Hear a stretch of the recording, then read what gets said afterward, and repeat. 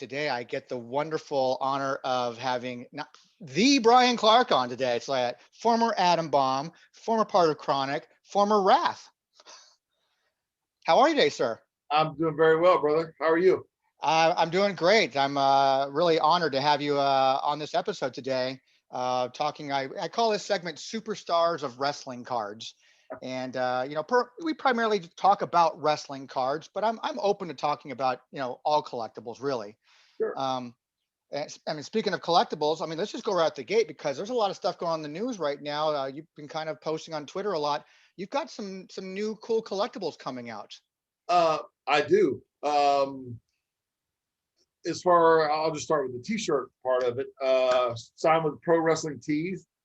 I during COVID, really not a whole lot to do but work in my mad scientist lab here, and so I designed every single thing you see out there. I designed, even the shirt here. Everything I designed, my ideas. I drew them out, sketched them out. I sent them over to a designer, and then he put the colors that I wanted together, and then we forwarded those to PWTs. They loved them, so we've got 15 of them as of now, but we got more coming. I also hooked up with Tom Fleming, who was with Marvel Comics. Now, Tom and I met back in '93, hit it off, been big friends. We reconnected after about 20 years, and he has created my vision of a atom bomb nuclear warning, and it is just amazing. He hand painted it. I don't know how to explain it other than just to see it, because it just jumps off the shirt, where many shirts are all, this and that, whatever. But his has so much color, and the explosion behind it, and the nuclear warning with the debris flying through the air. He just did an amazing job, and he's a great guy. And this is going to be on a T-shirt. It already is. Already is. It already is. As a matter of fact, I should have worn it. I put this one on instead. Let's see if you can see this one here. This was, this is a little bit different here with the skull. But yeah, Tom's is, let me just, if you bear with me one second. No problem. Let me just look and see. No, I'm actually out right now getting some more made. I have an appearance in New York. That's a good thing though, right? Because that means they're selling really well. Yeah, right. Yeah. I'm in New York City this weekend. I've got to restock. But that shirt is on PWTs in the US. It's also, I have a huge store in the UK called Wrestle Merch Central, UK, Europe. But the big thing is, like you mentioned, Cella Toys. I just signed with them. I signed a big deal. We're going to start out with a retro Atom Bomb figure. It's very LJN stylish. It's very similar to the original, but it has the 1993 Survivor Series outfit on, which was in Boston Gardens in 1993. Nice. Which is really cool because everybody just sees the green and yellow, but they didn't see that neon yellow singlet. And it has removable goggles. It has the gloves. It has so much more stuff than the original had. So to me, it's better. Little combination of like the old school plus new school, bring them together and make it look really cool and kind of retro, but with a modern feel to it. Absolutely, you're right. Yeah. Yeah, I saw the mock-ups that you put on your Twitter. It's like that. It looks really tight. Like it's a nice looking little figure. I love it. And we are going to do the first time ever 3-time World Tag Team Champion Kronik, which has never been done. Never. Ever. Nope. So that is in line. There's also a Wrath, and then also a second, bigger version of Atom Bomb. So we got a lot coming. That's awesome. Yeah. I'm going to segue that into what we're known for is what's trading cards, and that is, right. Is there any possibility that like to go like the old school one, having some sort of a cutout card in the back, or maybe inserting a trading card into the figure? Down the road. Down the road, and I don't. They're not. I don't think that they're very. We have a very excellent working relationship. It could possibly happen on these. Because you'll get the collectors who want figures and the collectors who want trading cards, and some of Yeah, those people are both. that's a very good idea, and I may steal it. Because that old one is a really cool figure, the old 1993 one, Right. and it had a cutout on the back of it, which was really unique and cool as well. Yeah. I think we can even share it, I believe. If let's see if we can share that right here. This is on the WTC site. Ring any bells from this one? Yeah, that looks very familiar. Yeah. That's from the Series 11 set. I think we could change that logo up and put cello there, and then you know, change it up and make it becomes, because it's actually part of the packaging. It's actually the card itself, it's the board that the figure sits on, and Okay. then the collector can choose to open it and cut it out, or whatever they want to do with it. Yeah, But that's a good idea. it's a cool little added feature, a cool little added thing. You've had a lot of cards over the years. Yes. A lot of trading cards. Yeah. Starting in '93 with that one. At the same year, you also had a sticker card that came out as well, from, I believe it was Merlin, I think 1993. So you're featured on a series of those stickers. As a matter of fact, you're on multiple cards. They're stickers. Yeah, there were also some prism type stuff that I remember having a lot of those and signing a lot of those. I don't know if that would be considered a card, but it was like a prism type, but it was the same size as a card. Because a lot of people actually do consider those to be cards. They collect them because stickers have become very popular with Panini stuff. Case in point, there's been an unearthed, The Rock 1997 Panini sticker card that sold for $33,000 just last month. It was a PSA 10, and it became like, oh, it's his rookie card now. So there's people have different opinions on rookie stickers, cards, but stickers have become very popular lately now. So people are actually looking for that, especially when it comes to the pro wrestling side. Guys are looking for, like, well, I have Raven, but there's an older one of him from 1992 or 93, WCW Panini stickers, so they're going after that kind of stuff. Right. You've got a series of them that came out in that one set. That's I think you got like 7 or 8 stickers in that one set alone, all of Adam Bomb. See, I didn't know that. And moving up, I mean, I want to get right into it. Okay. 1998, 99, Topps put out 3 series of cards for WCW, and that's during your time as Wrath. Right. They put out one hell of a list of talent. Pretty much everybody on the roster in that time, it seems, got an autograph card made of them, yourself included. You were part of the initial set. You're part of WCW NWO Series 1 set that came out in 1999 or 1998. I'm sorry. And that those cards are going for crazy money right now. All of them are going for crazy money. I need to look through my storage cabinet here. This is the card in question. Okay. Do you have any memories of signing this card? How that went about? You know what? I could have signed it at numerous occasions.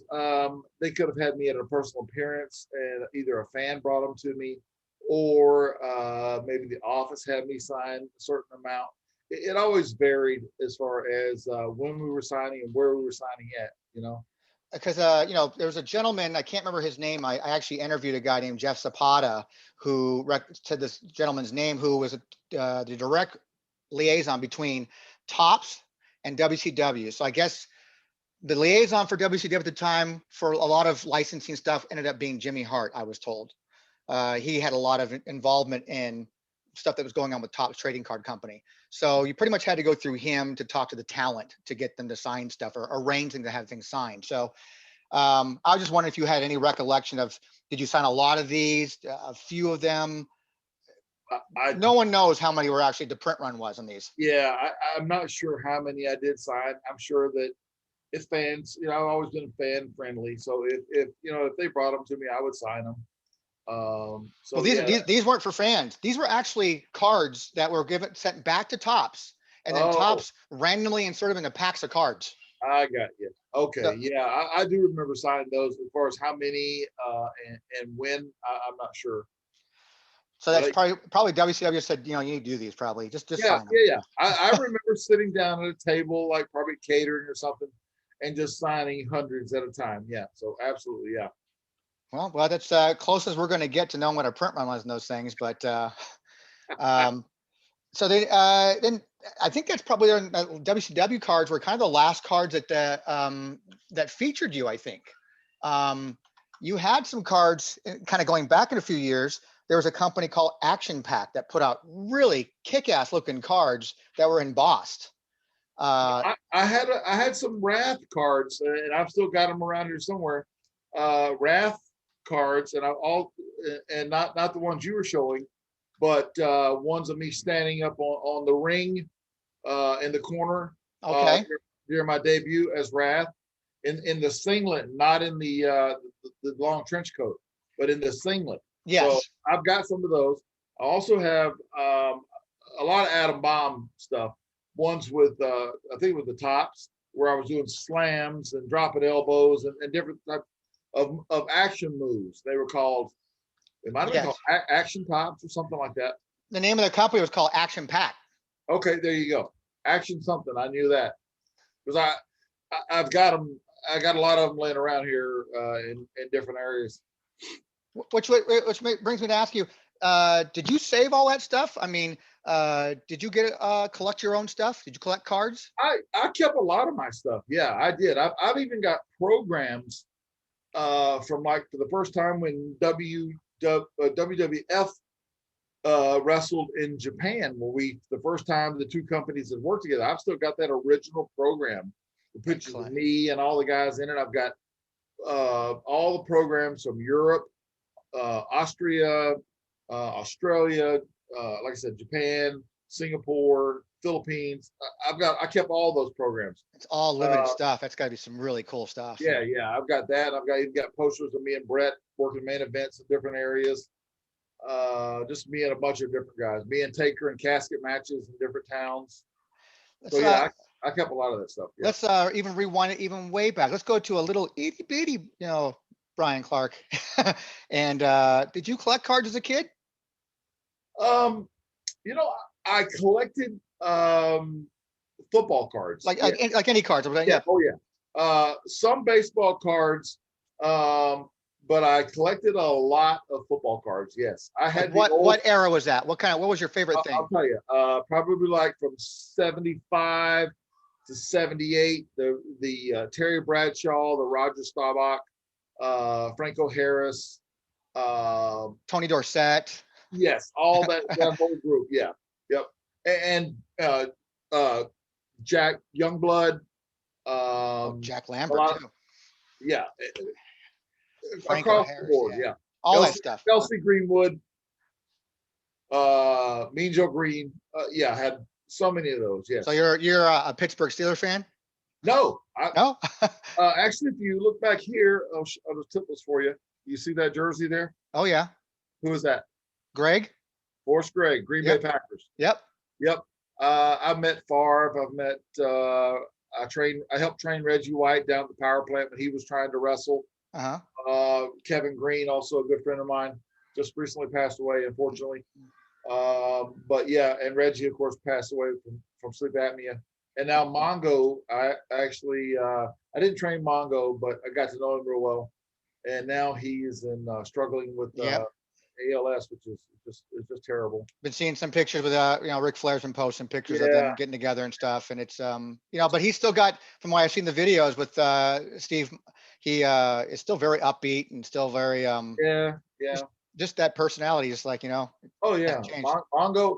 I tell you, I here, and this is a little strange story here, but we were Brown County Civic Center where we wrestled at, and so every time we go to Green Bay, me being a Packer fan, I would go and tour the facility.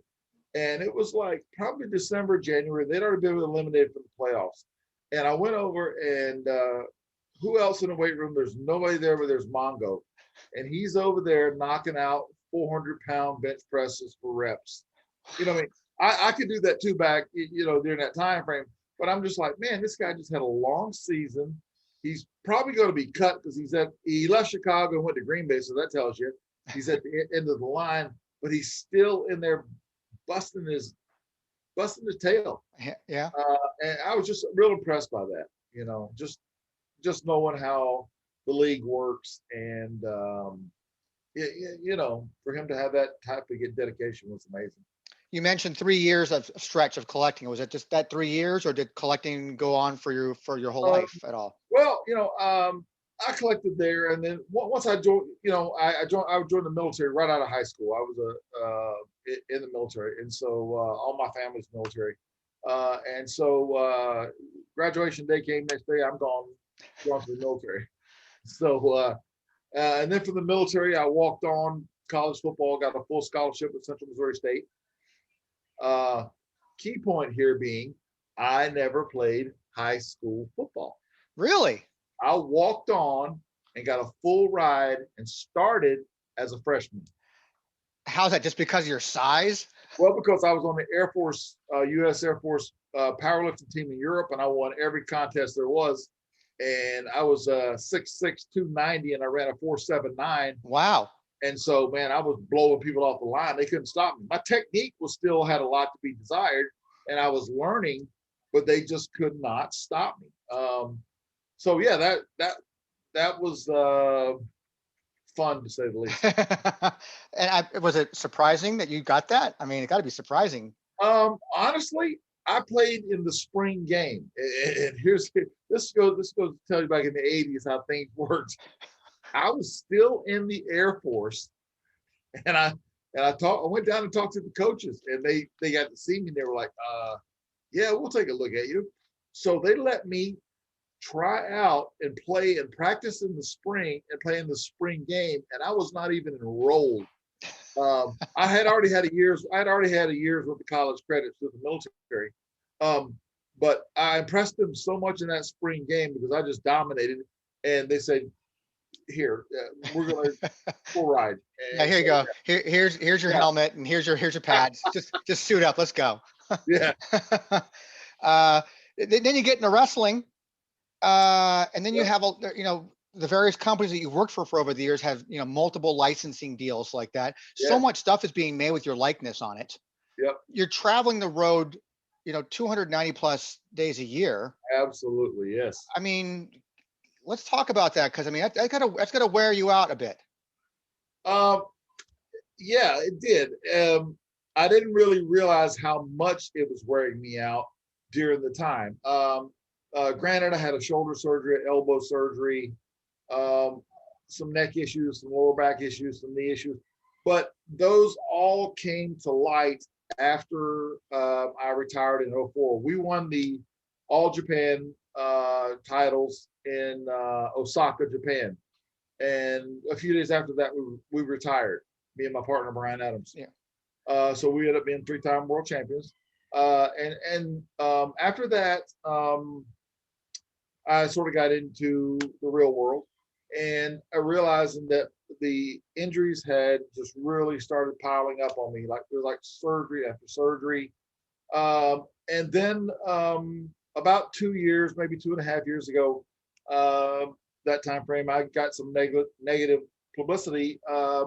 Actually, a friend of a friend basically was trying to throw him under the bus and drag my name into it, and so I got investigated for a pain pill issue. Yeah. And so we come to find out, I let them search my house, let them do everything they wanted to do, and they came up with nothing. So everything was dropped. It was all, my lawyer said word verbatim, it was ludicrous. I mean, the charges all dropped. It was just. I do remember reading a bit about that. Yeah. Yeah, it was unfounded.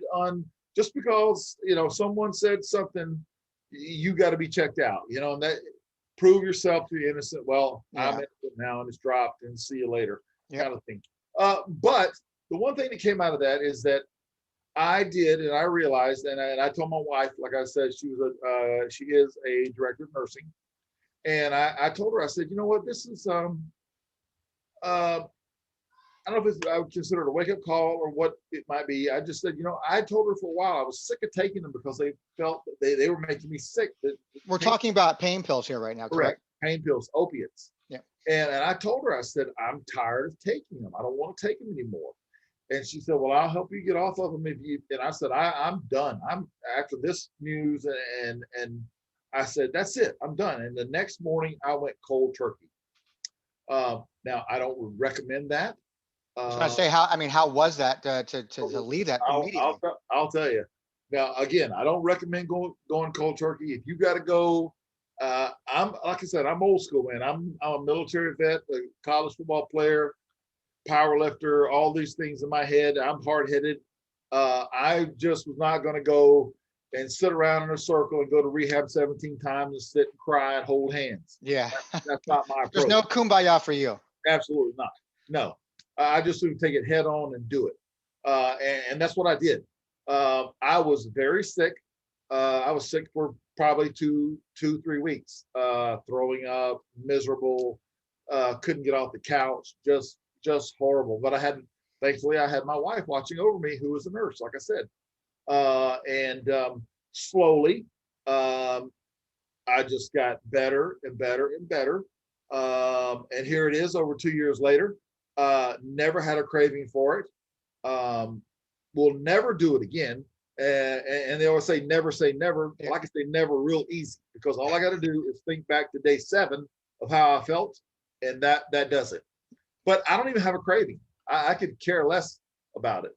Which is amazing in itself, because the hardest thing for me to ever quit in my life was smoking cigarettes. And that is a hell of a one to quit. And I did the same thing. I was the old who said that I can't remember the person's name. Someone had famously quoted saying, "Oh, quitting smoking is easy. I've done it hundreds of times." But I gave it a shot. I was sick. I gave it a shot of just quitting, and I quit cold turkey. And again, for that first 7 to 10 days was really tough. Yes. But unlike you, me, it's something that to this day, on a very rare occasion, I go, God, what would be great right now? A cigarette would be great right about now. But I don't give into that stuff at all. It's not a craving that makes me want to go down there. I just remember what it was like. And I haven't smoked in 17 years. That's great. So it's just, I'm just like, it's a rearview mirror thing for me. Yep. I'll never do it again. It's so far back in the rearview mirror that I don't even think about it. I can't afford to anymore right now either. So yeah, well that too. But yeah, like I said, it's something that I'm very proud of, that I beat it. I overcame it. I didn't have to have any help other than my wife doing it. I didn't have to go to a counseling and all this yap stuff. Well, your road is different than most people's. Yeah. What could you recommend to someone right now then? We're real off topic with cards like that, but I really like this. So I like this. Yeah. Okay. What could you recommend to someone who maybe is struggling right now and is saying, what is it going to take for me to stop taking these pills or doing this drug, or what would you recommend to someone? Well, first of all, you have to tell yourself, say, like with me, I wanted to stop taking them because the way they made me feel. I didn't feel good on them. I felt nauseous, the throwing up, just not feeling good. Even though they're supposed to make you feel good. Well, they block the pain, but they also mess with stuff in your brain so that you do not feel pain. Well, you're supposed to feel pain. I went with a regimen. And my regimen is this, and everybody's should be different.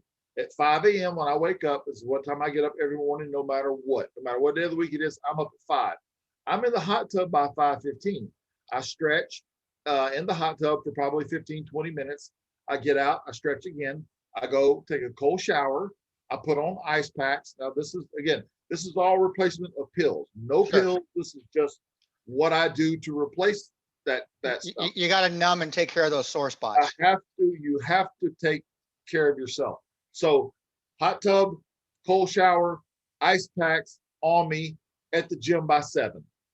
Workout, cardio, abdominals, train my body parts, come home, ice again.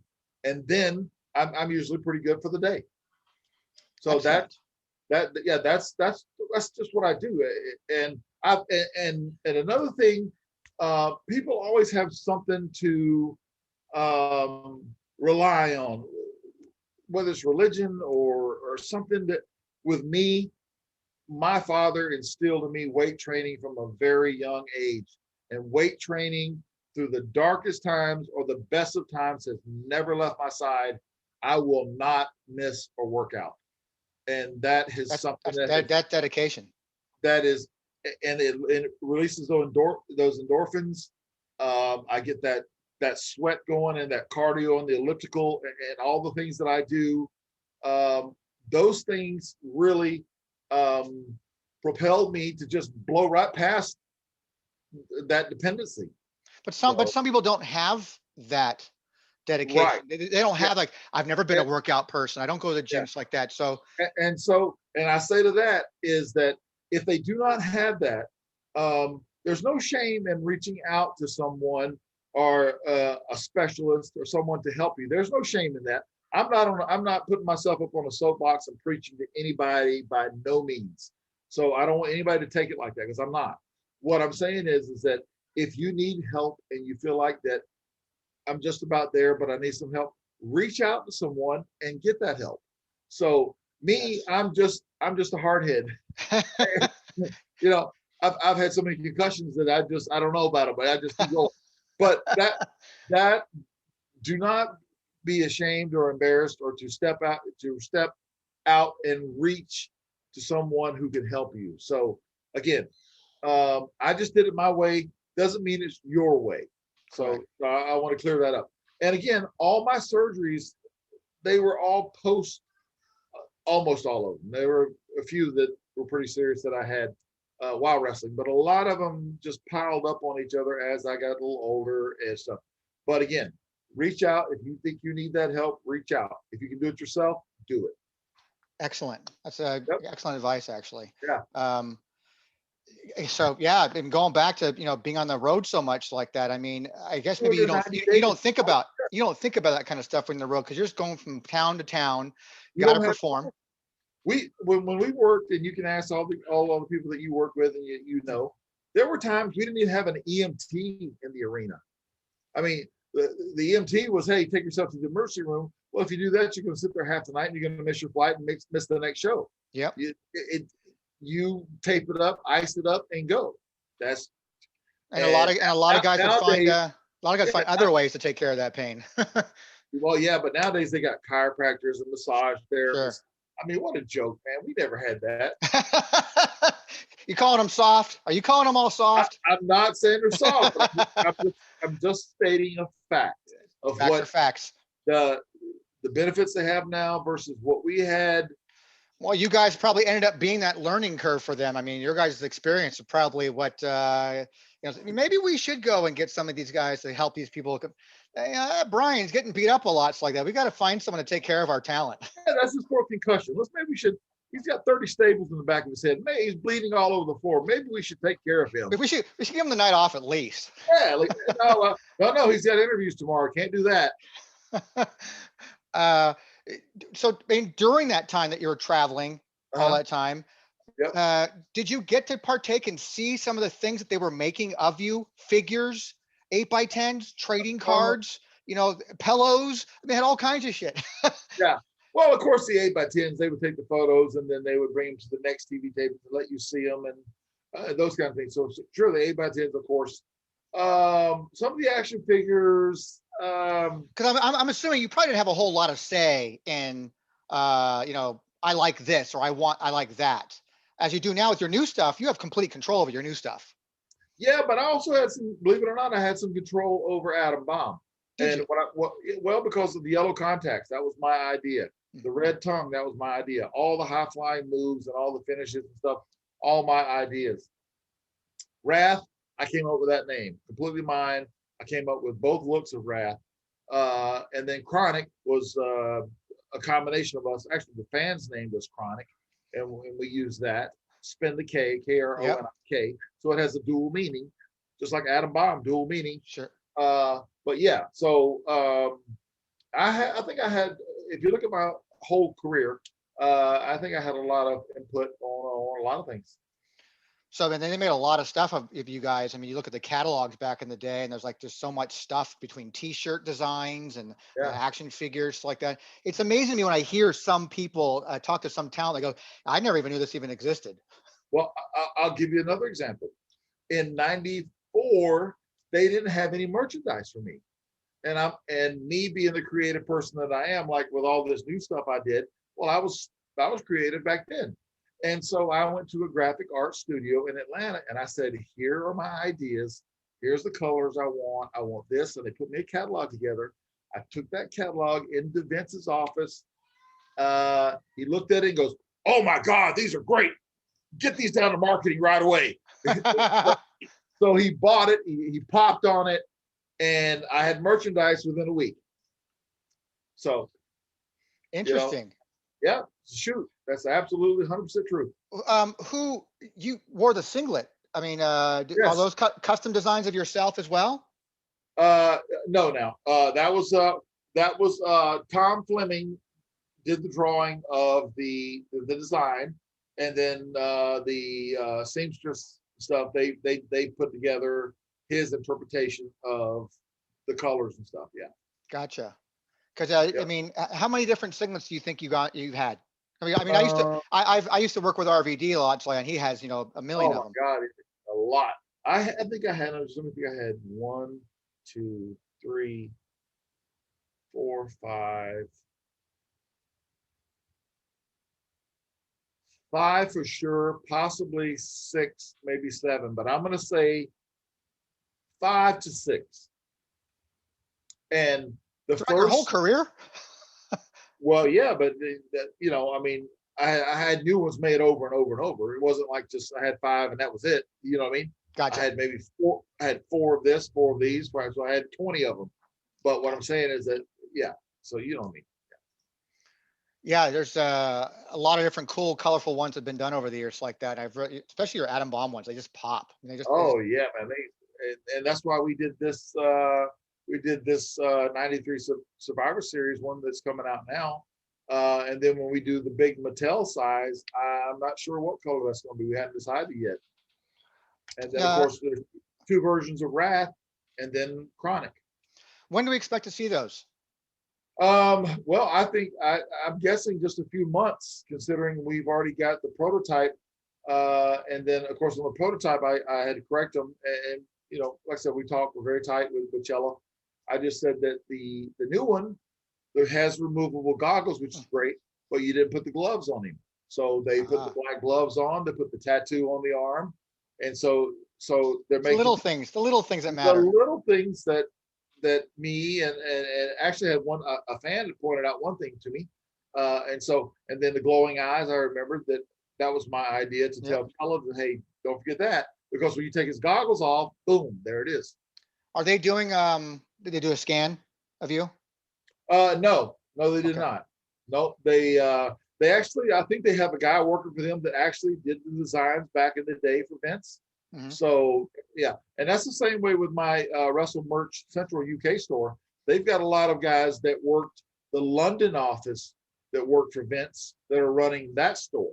Oh, gotcha. So you see, they have experience in doing all that stuff. Yeah, we're not working with any fanboys here, like that, running stuff for you. We're working with some professionals here. Yeah, well, yeah, for the most part. And but I've got some really good guys. There's a fan site called PWEF, and then a good friend of mine, Jonathan O'Dwyer, who runs a great podcast over in Limerick, Ireland. So I've got some really good. There's some really good guys that are fans that appreciate what we have gone through and paved the way, kind of thing.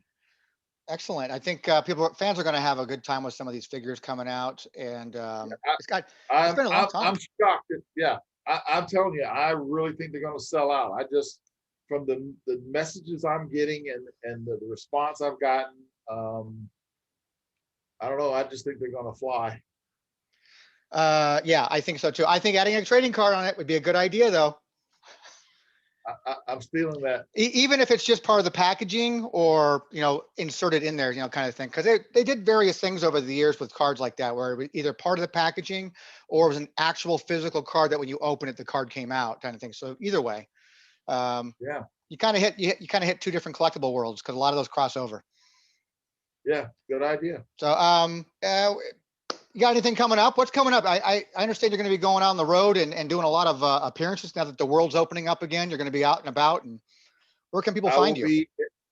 I'll be in New York City this Saturday for Think Ink Signatures with Nick Christie. Mm-hmm. We have I think we have a 4-hour block on Facebook, so I'll be there signing stuff.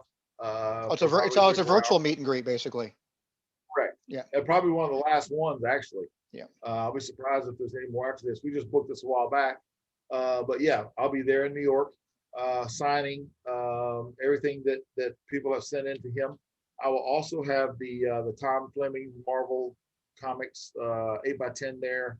And then also a combo of, how to explain it, the old and the new Adam Bomb figures that we're talking about. Sure. A photo of that linking the two. So I have 2 8x10s there that people can buy. And again, on Adam Bomb Kronik on my eBay store, I have so much. There's a lot of stuff on there last I looked. Oh yeah. Ring worn gear, everything, jackets, so many classic 8x10s, new and old, both. Good. Yeah, so a lot of everything. So you're gonna be hitting the road here, it seems like, pretty soon, doing a lot of signings coming up. Yes, I just spoke with 2 places in the UK, Scotland, and another big company, like a Comic-Con type situation over in Liverpool. Could be Monopoly events. Yeah, I got a list of ones that they wanted me to send my stuff. Sounds like Adam with Monopoly events. It's a big convention they're called For the Love of Wrestling.